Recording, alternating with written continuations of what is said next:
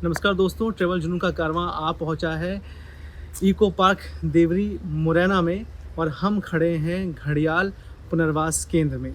यहाँ जो घड़ियाल हैं उनके अंडों को लेकर आया जाता है चंबल नदी से और उसको हैच करके जो 3 स्टेजेस होती हैं, पहला साल, दूसरा साल, तीसरा साल, इन तीनों स्टेजेस से उसको पार कराया जाता है और फिर अंततोगत्वा और फिर आखिर में उनको चंबल नदी में वापस छोड़ दिया जाता है। ये प्रक्रिया इसलिए अपनाई जाती है ताकि जो घड़ियाल हैं उनको सुरक्षित रखा जा सके और अंडे अक्सर जो घड़ियाल हैं वो अंडों को मानसून के दौरान ही दिया करते हैं, तो उन अंडों को बचाने के लिए ही इस केंद्र की शुरुआत की गई थी। आइए इस केंद्र के बारे में विस्तार से जानते हैं और उस प्रोसेस को समझते हैं कि किस तरह से ये केंद्र घड़ियालों के पुनर्वास के लिए, उनको बचाने के लिए और ये जो एक एनिमल है, एक जो इकोसिस्टम है, पूरा नेचुरल इकोसिस्टम, उसको संरक्षित करने में बहुत ही अहम योगदान दे रहा है।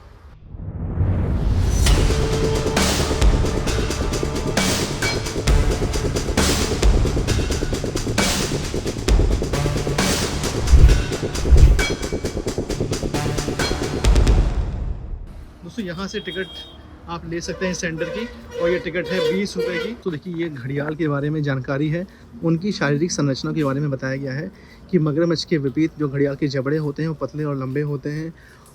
और भी बातें उनके बारे में, फिर वास स्थल है, भोजन कितना करते हैं वो है, प्रजनन क्षमता क्या होती है उसके बारे में बताया गया है, ख़तरे क्या हैं, चंबल नदी का जो घटता जल स्तर है वो है, विनाश है और जो मत्स्य आबेट घड़ियाल की उत्तर जीविका पर संकट उत्पन्न कर रहे हैं। तो ये इन्फॉर्मेशन है इनके बारे में।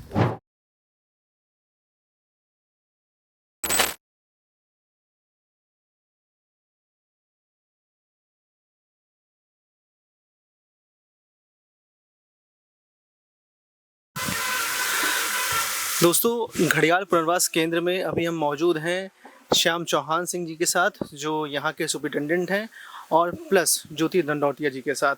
आइए इनसे जानते हैं इस पूरे केंद्र के बारे में एक एक चीज़ विस्तार से। तो श्याम जी ये बताइए कि इस घड़ियाल केंद्र को कब बनाया गया और इसकी इम्पोर्टेंस क्यों महसूस हुई? ये देखिए कि 1975 में ये जो गेंजेटिक रिवर थी इसमें घड़ियाल का सर्वे हुआ, तो उसमें घड़ियाल की संख्या बहुत कम आई थी, अंडर 100 ही नंबर था।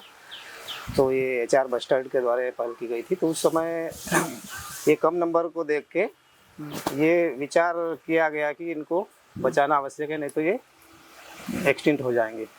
और उसी के परिप्रेक्ष्य में ये चंबल नदी को, जो 435 किलोमीटर का क्षेत्र है, इसको नेशनल चंबल सेंचुरी बनाया और 1980 से यहाँ पर ये घड़ियाल पालन केंद्र या पुनर्वास केंद्र जो है ये स्थापित किया गया 1980 में ही।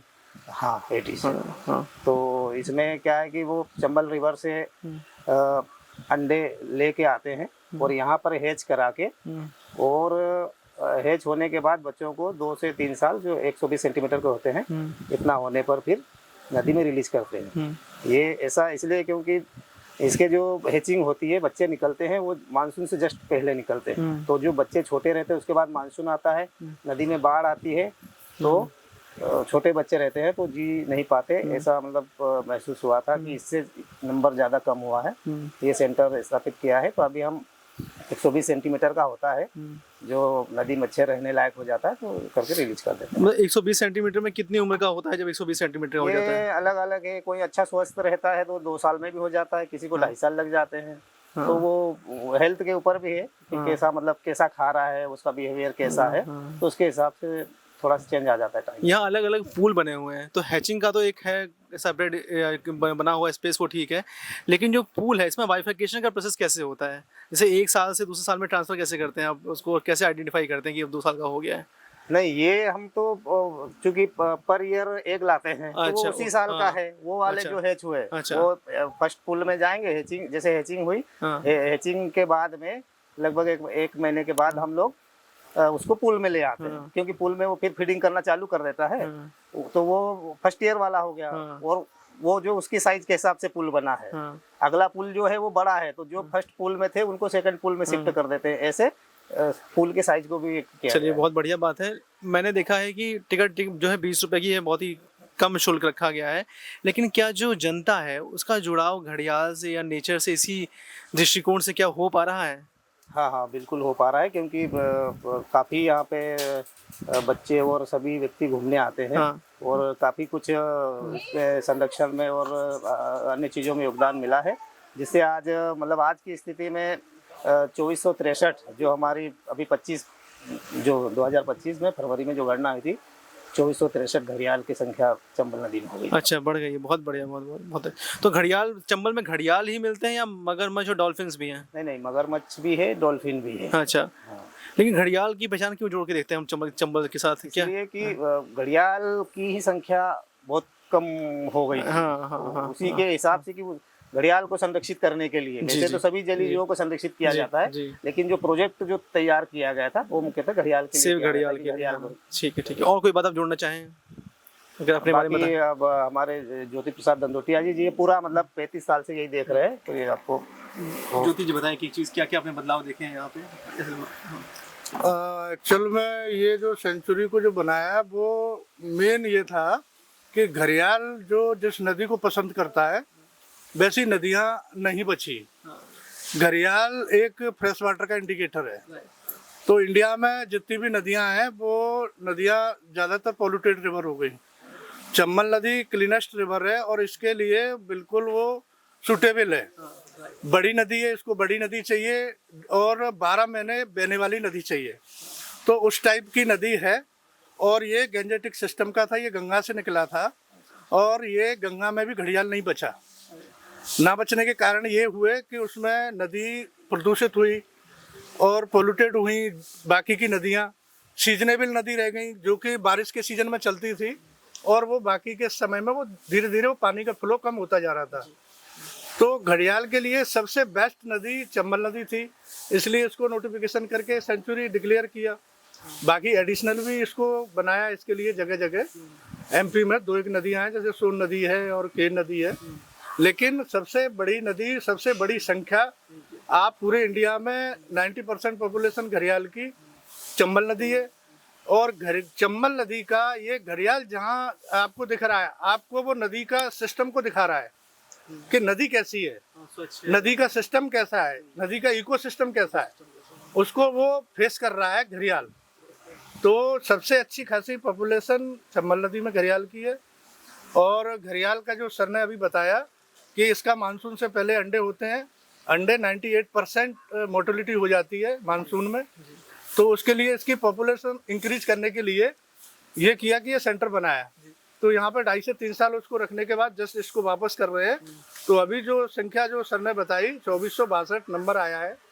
अगर ये सेंटर नहीं बनाते तो आज ये स्पीशीज नहीं देखने को मिलती, और इसीलिए ये जो संरक्षण घड़ियाल का चल रहा है। बाकी चंबल नदी में तो काफ़ी स्पीशीज हैं, घड़ियाल है, मगर है, डॉल्फिन है, और उसमें टर्टल्स हैं, डिफरेंट स्पीशीज टर्टल्स हैं। जो टर्टल ऐसे हैं जो बाकी की दुनिया की नदी से गायब हो गया है, वो भी टर्टल यहाँ पे, उसका भी कंजर्वेशन चल रहा है यहाँ पे। बहुत बढ़िया, बहुत तो ये चंबल इसीलिए इसके लिए मानी जाती है। एक टाइम में चंबल जो बदनाम थी डाकुओं के नाम से, वो आज घड़ियाल से बहुत अच्छे लेवल पे गया है। बहुत सारे लोग यहाँ रिसर्चर, साइंटिस्ट यहाँ काम कर रहे हैं, और पूरी नदी में बहुत फेमस डॉक्यूमेंट्री थी बेरी ब्रदर्स की डॉक्यूमेंट्री। जी जी जी, मैंने वो देखी है जी। हाँ, और 2 भाइयों ने बहुत ही अच्छी डॉक्यूमेंट्री बनाई थी। काउंटिंग कैसे करते हैं? काउंटिंग एक्चुअल में ये रेप्टाइल्स जितने भी होते हैं वो सारे कोल्ड ब्लडेड होते हैं। तो इनको सर्दियों में ये इनको बॉडी को टेम्परेचर देने के लिए बाहर आता है। ये नदी के किनारे जो रेत होती है उस पर ये धूप सेकने के लिए आता है। तो उस सीजन में फरवरी में, हर साल की फरवरी में जो पीक विंटर से लाइट विंटर आती है, उस सीजन में ये इसकी खाना बिल्कुल कम हो जाता है। इसको ज़्यादा से ज़्यादा चाहिए बॉडी को टेम्परेचर देना। तो उतने टाइम पे ये 9 से 5 के बीच में डिपेंड करता है कि मौसम सही हो, धूप आ रही हो अच्छी खासी। तो इसीलिए हम लोगों ने वो फरवरी का महीना चुना है। उस फरवरी के महीने में हम पूरा श्योपुर डिस्ट्रिक्ट से लेके और पूरा इटावा तक, ये हमारा 435 किलोमीटर एरिया है, बाई बोट एक पूरा हमारी टीम रहती है, वो इसको काउंट करते हैं बाइनोकुलर से। और पूरे नदी का पूरे सिस्टम को चेक करते हैं, क्योंकि हर साल नदी का सिस्टम चेंज होता है। कहीं वो चैनल चेंज होता है, कहीं कल्टिवेशन है, इरिगेशन है, एक आम आदमी को अगर समझना हो तो क्या सिस्टम चेंज होता है सर, ये बताइए। सिस्टम चेंज ये हो रहा है कि क्लाइमेट में बहुत ज़्यादा चेंजिंग आ रहे हैं। क्लाइमेट में इतने चेंजिंग आ रहे हैं कि एक टाइम था कि अंडे जो होते थे, एग लेइंग होता था 25 मार्च से स्टार्ट होता था, वो 10 मार्च से स्टार्ट होने लगा।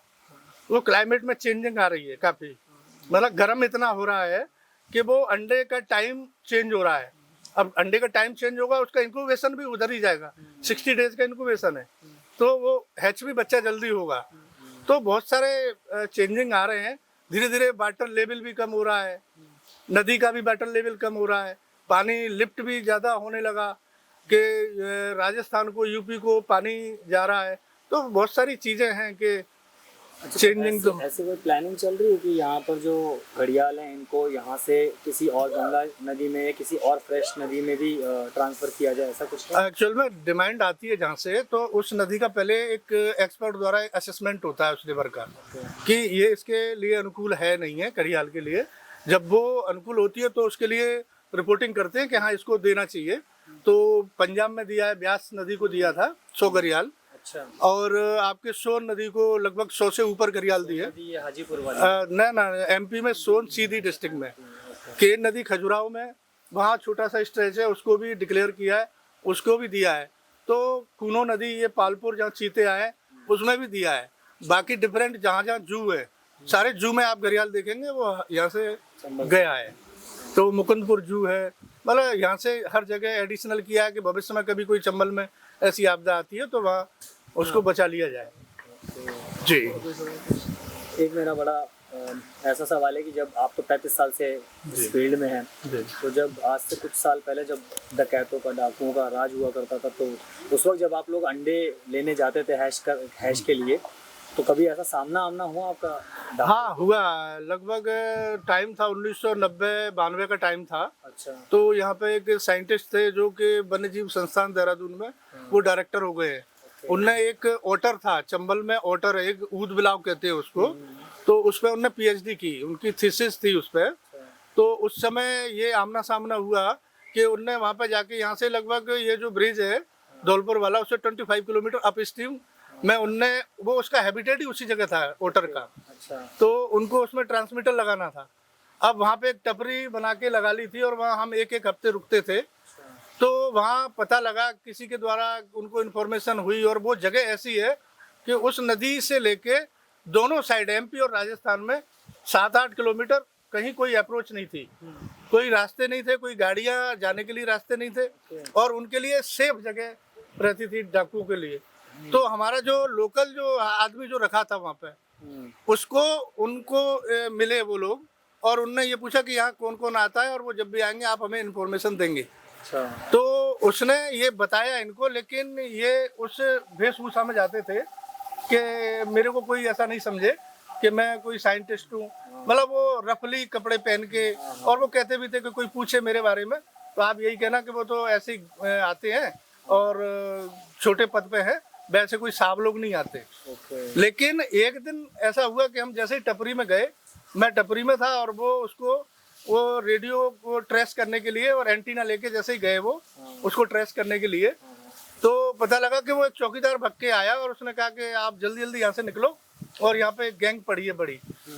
तो मैंने कहा पहले आप उनको जाके सूचना दो, अगर उनको पकड़ लिया तो हम तो वैसे ही चले जाएंगे। वो उसको अंदर गए थे नदी के किनारे, वो भाग के गया, उनको लेके आया, तो वो दौड़ दौड़ के आए और एकदम बोट पे कूद के, और हम जैसे ही बोट से, हमने बोट को जैसे ही टर्न किया है हमारी साइड को, पानी कम था वहाँ पे थोड़ी टाइम तक चप्पू से नाव को चलाना पड़ता है। इतने टाइम पे मैंने मुड़ के देखा तो ऊपर जो रिवाइंस बने थे उस पर लगभग 10 से 15 लोग पूरे धोती कुर्ते में थे, और उनकी बड़ी बड़ी मूछें थी, और सबको पट्टे बंधे थे और राइफलें टंगी थी।